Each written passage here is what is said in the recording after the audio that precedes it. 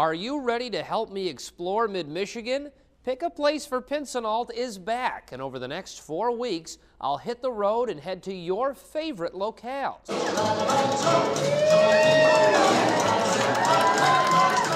Just like Carefree Medical and Dental's Dancing with the Local Stars event, I could be swinging by many fun and interesting places this month and next with your help.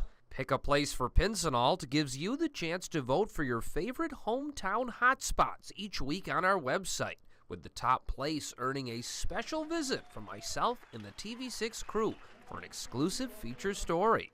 In the past, Pick a Place has brought you to one-of-a-kind castles and landmarks. I'm sorry to say there is no secret passage. That's okay. There is a dungeon, however. A dungeon? Yes, but we keep that locked.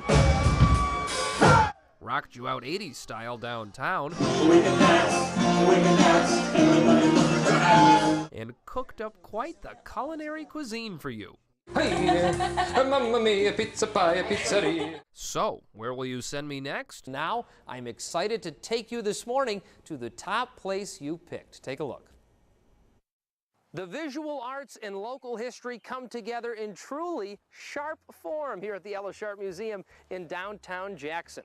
At the Ella, as patrons say, you'll get to discover the 3 E's: education, exhibits, and entertainment. And now, we'll add a 4th E, since you helped me pick a place for Pinsonald. We want people to know all the great things that have gone on here, both currently in Jackson and in the past. The first order of business when you visit the main gallery, you better start clowning around and learning all about the Lewis brothers, Jackson's famous circus family. Circuses is one of those big things that appeals to a broad range of people, both little kids and older people alike. There's certainly plenty to chirp about when you fly on over to the Andrews Gallery of Wildlife Art, featuring one-of-a-kind wooden sculptures and rare taxidermy. There are over 600 pieces in that collection, and exhibiting it here is a way to let the public see it and experience and enjoy everything that they've put together. You can really get revved up about the origins of Jackson, learning all about the people, places, and businesses that have helped drive this city to success since 1837. This is the repository for Jackson and Jackson County history. That's a 1916 Model K Marion, and it was manufactured here in Jackson. And make sure to find some time to check out the time in the most impressive clock room. As for us, we've got to clock out here on the inside because there's plenty more for you to watch on the outside of the Ella. We have 10 acres of grounds with 8 historic buildings, all of which have been restored, that we can allow visitors to come inside when they're open and really experience what living history is all about. And while you're out visiting the grounds, your learning experience will really be enhanced by visiting places like the old Dibble Schoolhouse. They must have known I was coming, the Dunce Cap. And Sonny, I understand what makes this so unique, what makes this experience so great, is it's authentic, like it was during pioneer times. That's right, Evan. We try to provide as authentic a learning experience as we can today for these students who come here and spend a day with us. So we do have a session in the schoolhouse conducted very similarly to what it would have been in the 1860s. We don't want to be hidden for very long. We want our doors bursting at the seams. We want people coming through the doors. Staff do a lot of hard work to get these exhibits and these grounds ready, and we want everyone to come and enjoy them with us. Indoors and out, that completes our tour of the Ella Sharp Museum and Historic Grounds. Now it's your turn to come down to Jackson and see it for yourself. As always, thanks for helping pick a place for Pinsonald, only on TV6. From a world-renowned art museum in East Lansing, to a world-class performing arts center in Charlotte, to a worldwide day of comic book creativity in downtown Lansing, your Pick a Place Week 2 winner is already an international success story. And as you're about to see, it also has plenty of local, high-flying flavor to it. Take a look. Reading and collecting comic books. It's a tradition that's literally turned the page on 75 years of fantasy and adventure. And here in downtown Metropolis, I mean Lansing, Clem's Comics is the site of World Comic Book Day. So let's head inside and see some of the sights of the top place you picked this week. And don't worry, you have the world's most famous comic book reporter character on the job. Isn't that right, Lois?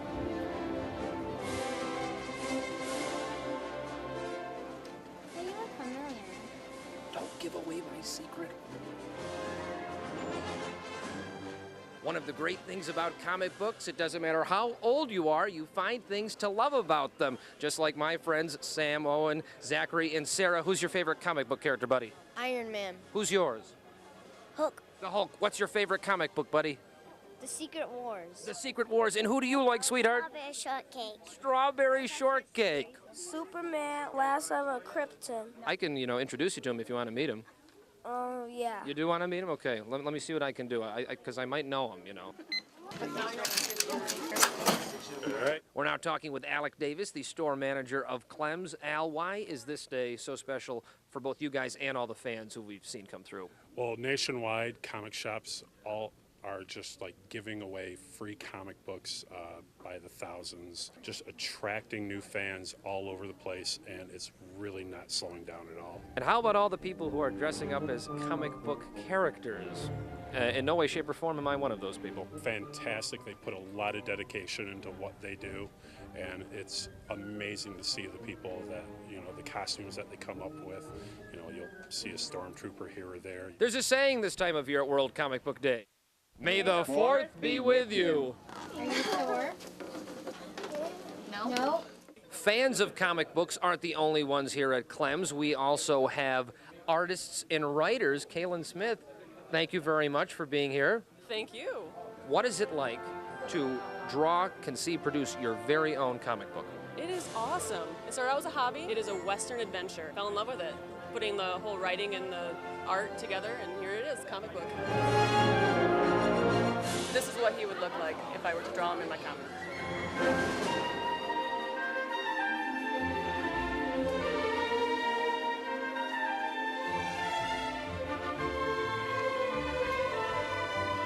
And we're ready for the big Clark Kent reveal.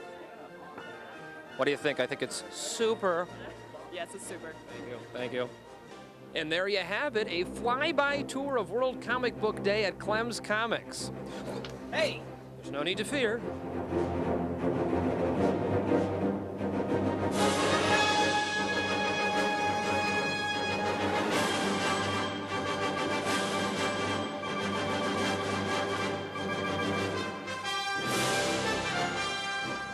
Thanks for helping me pick a super place, only on TV6.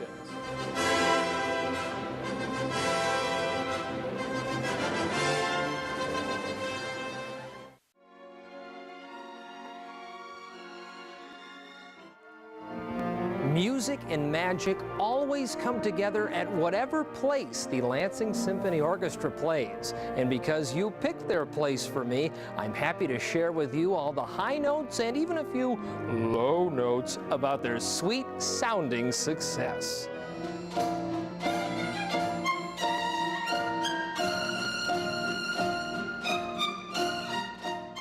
More than 70 musicians, more than 70 instruments. It could be hard to pick each and every one of them out when you're listening to the LSO, but not if you're listening to Andrew Spencer. Andrew, tell me a little bit about your instrument and your unique sound. Well, these are the timpani orchestra, one timpano, two timpani, and it's often referred to as the kettle drums as well. When the orchestra changes from one key to the next, I can just move this pedal here, and this drum will change pitch from here to here to here. So I can play tunes on this, or I can modulate with the orchestra. There's a lot of great musicians on this stage, but they might have many different ideas about how the piece would go. Just like with a basketball team or a football team, you have a lot of great athletes, and they all may have a different idea of how to get the ball into the right place, part of the field, right? So somebody has to come along and say, this is the path we're going to take. And so the gestures do that non-verbally so that we can make music spontaneously.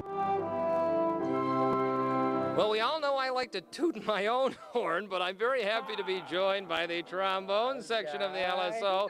Mike, two-thirds, Mike and Ava. Ava, why do you enjoy what you do so much? It's one of the wonderful things about playing the trombone, because you've got this wide range of dynamics to work with. And that's, that's how you play from your heart. Any tricks to the trombone trade, Mike? You got to play very loud. Not hide your heart and your emotions, just to, let it all out and be musical. An interview I've always wanted to conduct. Oh, yeah. Thank you, thank you. We are here with the LSO maestro, Tim Muffet. Thank you very much, maestro. Happy to be here. All right, now let's say, hypothetically, I were to take this baton from your hand, the magical baton, and I were to just do this. What would happen? I don't know. Let's find out.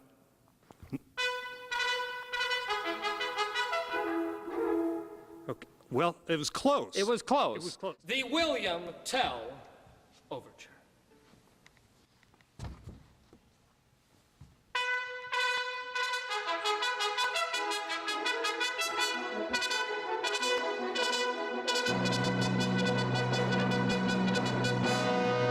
You're going to want to show them the tempo. The tempo. By how you give an upbeat. So you're going to give up in the tempo you want this to go. You know this tune, right? Yes, I do. This is the William Tell Overture, ladies and gentlemen. This is a very recognizable tune, even if I'm conducting.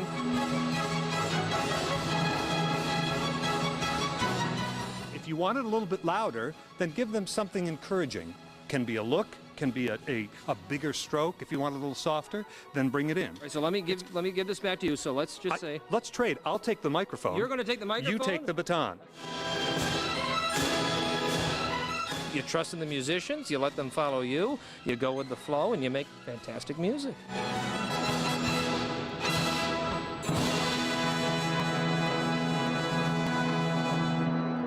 Your Lansing Symphony Orchestra.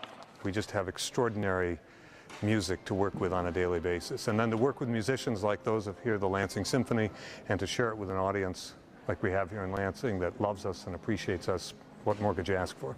From my instrument to all of theirs, thanks for listening and learning all about the Lansing Symphony Orchestra. And as always, for helping me pick a place right here on TV6. 134 acres of natural fact-finding fun fill up the Fenner Nature Center in Lansing. And here at the top place you picked for me this week, you'll find and see firsthand how education and the environment go hand in hand, all in the great outdoors. But first, let's head indoors to see and learn more about how you can become a Fen-nerd.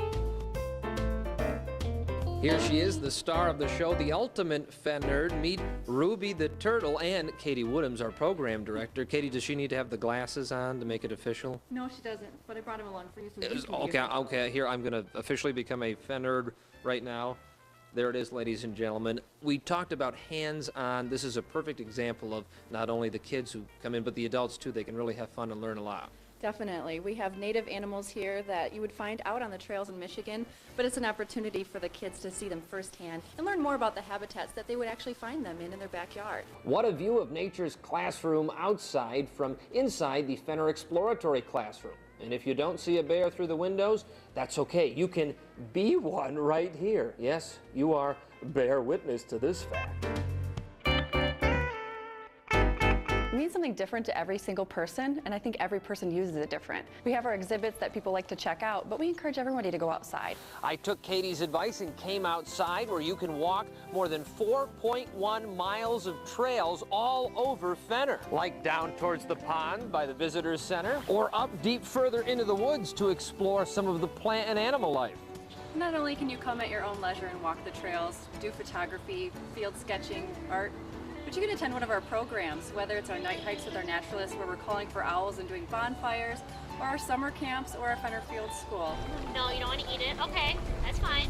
You can take part in many nature-related projects out on the trails, out in the woods, just like our AmeriCorps team members are doing here. In fact, Janine, can I talk with you for a second? What are we doing out here today? Today we are helping Fenner Nature Center to clear out invasive species. This is called garlic mustard, and they're invasive. They actually choke out all of the native species that are supposed to be here. That's great. You see, had I not talked with you, I would have thought this was called Colonel Mustard. That's right.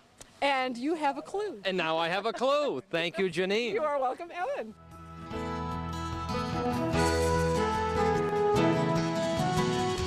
What a serene and picturesque scene, and it will only get even more beautiful when it is soon restored to a natural Michigan tall and short grass prairie. It's one of the many reasons you need to come back and visit this top place you picked, Fenner Nature Center in Lansing, and I'm certainly glad you helped me pick a place for Pinson-Alt all month long, only on TV6.